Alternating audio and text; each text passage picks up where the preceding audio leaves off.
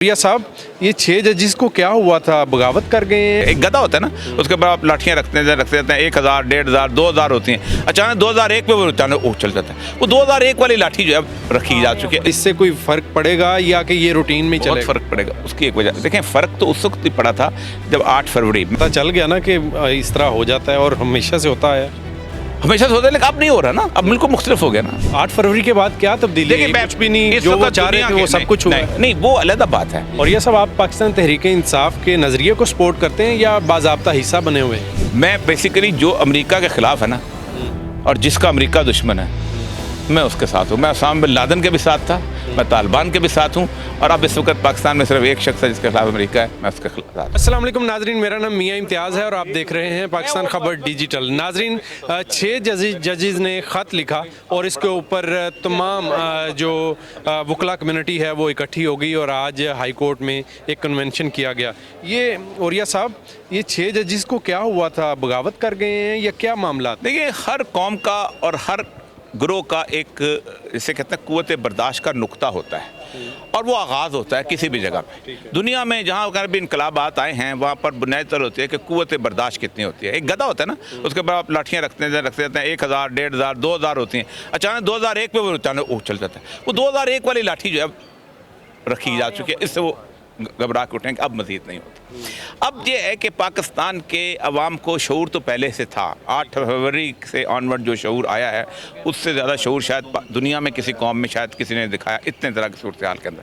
तो अब मेरा ख्याल है वक्त बदल गया है और बदलने वाला है। हाँ। तो ये जजेस जिन्होंने ये ख़त लिखा है, ये इनकी बर्दाश्त ख़त्म हो गई थी और इससे कोई फ़र्क पड़ेगा या कि ये रूटीन में चलेगा? बहुत फ़र्क पड़ेगा। उसकी एक वजह देखें, फ़र्क तो उस वक्त ही पड़ा था जब 8 फरवरी, मैंने पहले से लिखता चला आ रहा हूँ और कहता चला आ रहा हूँ कि पाकिस्तान की इस्टेब्लिशमेंट में बस इतनी कुव्वत नहीं है कि वो इलेक्शन के दिन धांधली कर सकें। यही वजह है कि उन्होंने इलेक्शन से पहले अपने सारे काम कर लिए थे। जैसे फायज़ ईसा साहब से बाकायदा वो करा लिया था, जैसे कहते हैं वो अपना वो क्या नाम है, बल्ले का निशान ख़त्म। वो तो दूध पी के सोए हुए थे, कुछ नहीं हो जाएगा।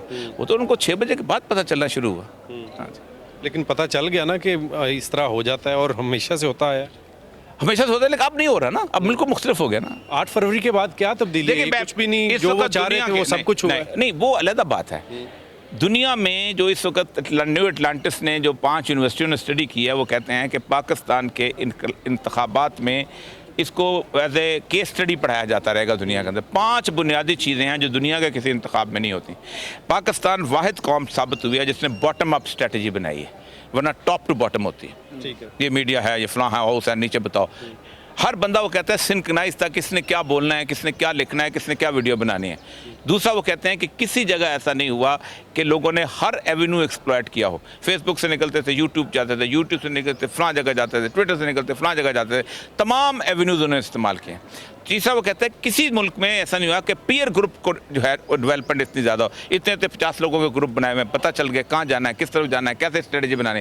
और चौथा, वो कहता ये है कि main stream media with money उसको शिकस्ती है। और आखिर उसने कहा है कि इतने तेज़ थे पाकिस्तानी कौम के लोग कि इनके मुखालिफ जो थे वो इनोवेशन लैक कर गए, और ये इस बड़ी कौम की अलामत है। ये ना अमेरिका में हुआ है, ना बरतानिया में हुआ है, ना किसी और मुल्क में हुआ है। तो ये कौम जब यहाँ आ जाए ना, फिर ये ठीक कर लेगी। और ये सब आप पाकिस्तान तहरीक इंसाफ के नज़रिए को सपोर्ट करते हैं या बाज़ाब्ता हिस्सा बने हुए हैं? मैं बेसिकली जो अमेरिका के ख़िलाफ़ है ना और जिसका अमेरिका दुश्मन है, मैं उसके साथ हूँ। मैं उसामा बिन लादेन के भी साथ था, मैं तालिबान के भी साथ हूँ, और अब इस वक्त पाकिस्तान में सिर्फ एक शख्स है जिसके खिलाफ अमेरिका है, मैं उसके साथ हूँ। ठीक, थैंक यू। सिंपल। दुनिया में जो इस वक्त न्यू अटलांटिस ने जो 5 यूनिवर्सिटियों ने स्टडी की है, वो कहते हैं कि पाकिस्तान के इंतखाबात में इसको एज ए केस स्टडी पढ़ाया जाता रहेगा दुनिया के अंदर। 5 बुनियादी चीज़ें हैं जो दुनिया के किसी इंतखाब में नहीं होती।